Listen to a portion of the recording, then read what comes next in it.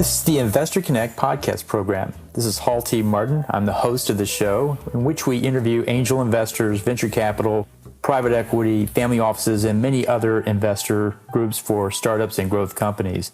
I hope you enjoyed this episode. Thank you for joining us.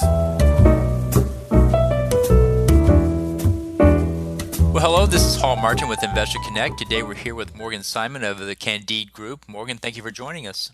Thank you, Hall. Can you tell us a little bit about how you got into early stage investing? Sure. So I've been connected to the impact investment field for about 17 years now.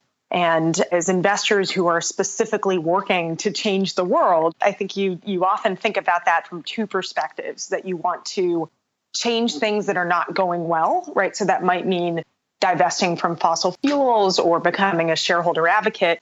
And then the other is building the type of world that you want to see. And that often means supporting innovative entrepreneurs, whether it's looking at clean energy or economic justice or other ways to be able to support society through different economic activity. So I was the founding CEO of an organization called Tonic. It's about 200 investors with $4.5 billion between them, and was looking at about 500 deals a year in the social space. And then last year, we formed a registered investment advisor, Candide Group, to be able to really expand this work and our social justice thesis. Can you tell us more about the Candide Group and what it does?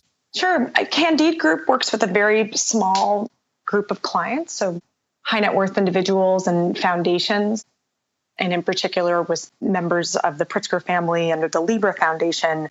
And we do impact investment strategies across all asset classes. So that means that we're looking at opportunities locally in terms of things like community banks. It means that we're looking at venture funds that have an impact slant, and then doing a number of direct investments on our own. So over the past 6 years, we've done supported 57 investments into companies and funds. And so for companies that are coming to you for funding, what do you look for in that group as far as what's the criteria that gets your attention? Sure. So first and foremost, we're really looking for things that can transform society. So it's one thing to kind of make incremental change on the margins. It's another to say that we really want to make the world different, right? So for instance, rather than just going from $7 to $8 an hour in a low-income community, are we really creating opportunities for asset building, for benefits, for quality jobs? And in general, the other is that they say no profit, no mission. So we're just as interested in sustainable businesses as anyone else. I would say that we are at times thoughtful about terms, that there are many companies that can be successful that are not going to be a 10X, and that rather than doing kind of traditional portfolio theory of saying, let's shoot for the moon on a couple and expect the others to fail, I think we're looking at the opportunity to have more singles and doubles and to really create businesses that are the right size for their local environment, and that often are from less traditional entrepreneurs as well. Well, I noticed your tagline is social justice and sustainability. What exactly is social justice? Sure. So I think it goes back to, for me, a fundamental belief that people deserve to be treated the same. And that means that rather than just making someone's life a little bit better off, I want to make sure that they really have access to equal opportunities. And that's something we think about both domestically and globally. And knowing that that often can require systemic change and structural change, whether to financial systems, the way that the housing market is designed, all of these financial ways that we are influenced in our lives, right? That we have to be in a position to put people on a much stronger footing in how they relate to finance, as opposed to just saying, well, we're going to try to make people a little bit less miserable while they suffer from the consequences of what can be a very damaging financial system. Impact investing is coming up and is replacing nonprofit investing in some ways. Can you talk a little bit more about the trend in impact investing and what's happening there?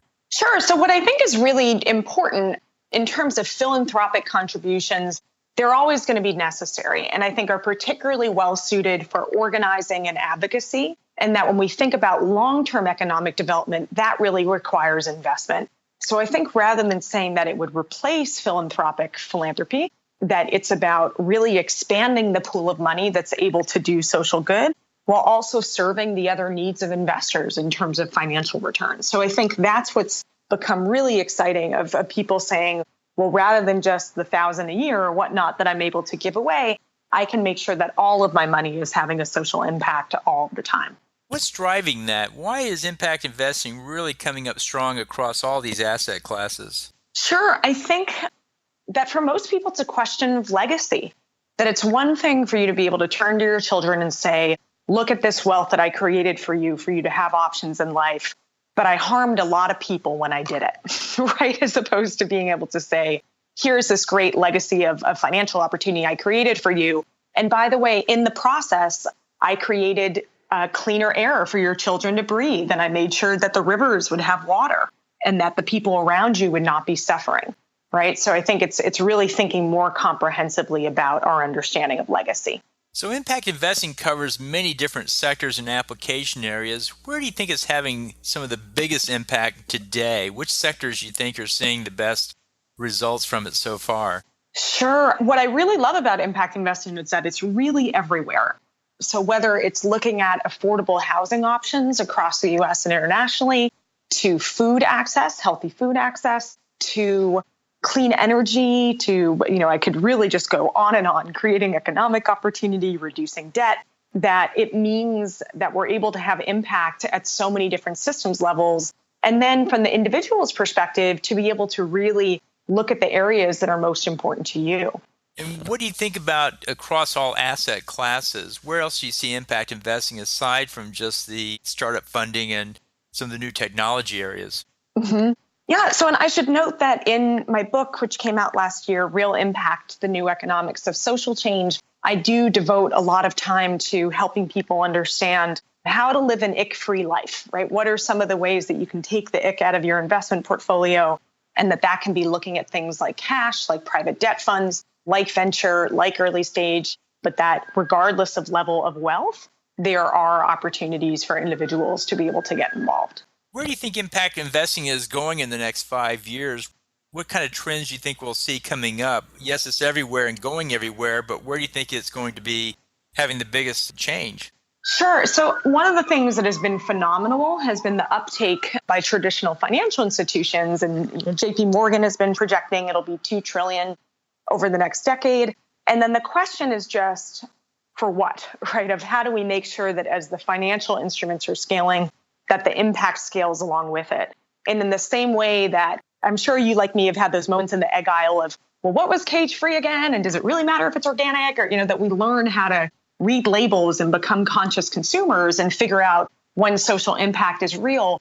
We're going to have to do the exact same thing for impact investment and make sure to hold the field accountable to impact as it scales. And that means that we can't just do it from the 40th floor of a bank, that we have to really have engagement from civil society to make sure that the people who are the supposed beneficiaries of these projects actually get to have decision-making power over them. Well, great. Well, in the last minute or two we have here, what else should we be covering? Sure. I think the other is just for the entrepreneurs that are listening who might have been thinking, well, I really want to have social impact with my business, but I'm worried if I talk about it, that they'll think that I'm not serious about making money, right? To know that there are increasingly a large number of investors for which that's a major criteria, right? That if you're not talking about impact, then they don't want to see you. And that's including a lot of very traditional financial actors. So for instance, people may have heard of Obvious Ventures, which was founded by Ev Williams coming out of Twitter, wanting to focus on world positive businesses. And I think as we've seen in the recent venture environment, so take, for example, Uber versus Lyft, the way that consumer trust in the values of a company can really have huge impacts on a company's fortune, right? That the delete Uber movement led to 500,000 people dropping within a month. So I think it's a really interesting time to be able to wear your values on your sleeve and to know that there are investors out there that will support you. How best for the audience to get back in touch with you? Sure. So morgansimon.com is definitely the easiest. And for more of our work at candidegroup.com. And then the book can be found on Amazon or at any major retailer. Very good. Well, I appreciate you taking time to share this with us and hope to have you back on a future episode to talk further about these topics. All right. Thank you so much. Investor Connect helps investors interested in startup funding. In this podcast series, experienced investors share their experience and advice. You can learn more at investorconnect.org.